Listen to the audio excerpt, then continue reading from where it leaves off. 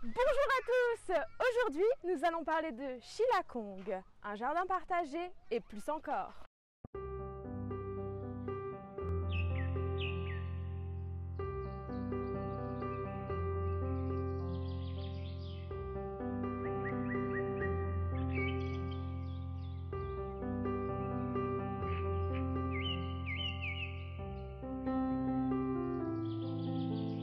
Bonjour! Est-ce que tu pourrais te présenter et présenter ton association? Je suis Olivier, j'ai cofondé cette association en 2013 suite à pas mal de changements dans ma vie. Vers 2004, j'ai commencé à découvrir l'Inde, l'Himalaya, des modes de vie très respectueux de l'environnement, très alignés dans la façon de vivre les uns avec les autres et avec la nature. Et petit à petit, la question se posait de est-ce que j'ai envie de vivre là-bas ou est-ce que j'ai la possibilité d'essayer de matérialiser ça ici. En 2015, du coup, l'association a fait un petit événement, j'ai organisé un truc qui s'appelait Interdependence Day. On a essayé d'intervenir sur qu'est-ce que c'est l'interdépendance, qu'est-ce que c'est la systémie, qu'est-ce que c'est un peu cette approche que véhicule à la fois la permaculture, l'ostéopathie, l'économie sociale et solidaire, tout ce qui nous remonte qu'en fait les choses sont intrinsèquement connectées. À l'issue de ce moment-là, que Mireille Tesser, la propriétaire du jardin, est venue me voir en me disant j'ai un terrain sur Pessicard peut-être qui peut vous intéresser pour votre permaculture et tout. On est allé le voir avec Jade Journeau, formatrice en permaculture, et ça a été le début de l'aventure. L'association, elle est là pour essayer de reconnecter l'éducation et la permaculture et essayer de ramener du coup beaucoup de nature, de liberté, de construction par l'enfant, un petit peu de son propre apprentissage au contact de la nature. Waouh! Donc ça se traduit par des choses dans les écoles, par des choses ici au jardin. Ça n'inclut pas que le public enfant, même si j'ai l'impression que quelque part, en étant très reculé, l'humanité est un peu dans une phase un petit peu d'apprentissage ou d'adolescence vis-à-vis de tout ce qui l'entoure. Je pense qu'on est en train de regagner une forme d'humilité par rapport à la nature et de recommencer à s'inspirer d'elle. Donc c'est pour moi beaucoup ce qu'il y a derrière le biomimétisme, la permaculture. C'est se dire, on traverse une période de changement et si on observe correctement la nature, on peut peut-être tirer des principes d'action, des façons de concevoir nos projets qui peuvent nous aider à traverser ça en s'appuyant sur ce qu'elle a pu déjà faire. Pour en revenir sur Shillakong, alors qu'est-ce que vous proposez concrètement à Shillakong? À Shillakong, c'est à la fois un ancrage sur le jardin de Petit Pessicard sur lequel il y a des enfants en IEF, donc en instruction en famille, qui viennent un peu en mode centre ressources où moi je peux rencontrer d'autres enfants, je peux apprendre à jardiner, à construire, être dehors tout simplement, être bien. C'est un projet d'école alternative avec l'idée à la fois de mélanger la forest school, c'est-à-dire oui je suis en forêt, etc. et je suis dans la nature, et de pédagogie de projet. Donc ça c'est Freinet ou John Dewey, etc. qui sont des pédagogues qui ont dit on peut apprendre beaucoup en faisant et on est vachement motivé pour apprendre si ça répond à un besoin concret de mon projet. Si pour construire cette table, je dois par exemple découvrir la formule du périmètre d'un cercle, je vais avoir plus d'intérêt à le découvrir peut-être que si c'est une situation un peu plus artificielle si tu veux. L'idée de la pédagogie de projet, c'est de découvrir à quoi servent le français, les maths, les sciences, l'histoire géo, au travers de projets qu'on fait. C'est un site du coup qui est aussi une ferme pédagogique habilitée par l'éducation nationale, c'est pour ça que tu vois beaucoup de balustrades, etc.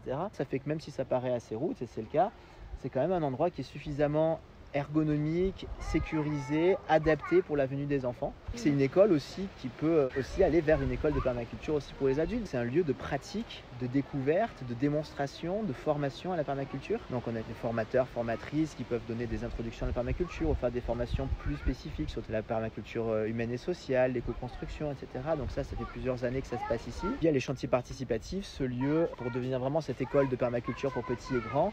Il a besoin encore de pas mal se transformer. Chaque chantier, c'est l'occasion de faire vivre le jardin, pointe du doigt certains besoins et la façon dont on pense qu'on peut le faire, mais souvent des personnes arrivent avec de l'expérience du bâtiment ou de notre corps des métiers et sont eux qui nous trouvent des solutions sur comment faire telle ou telle chose.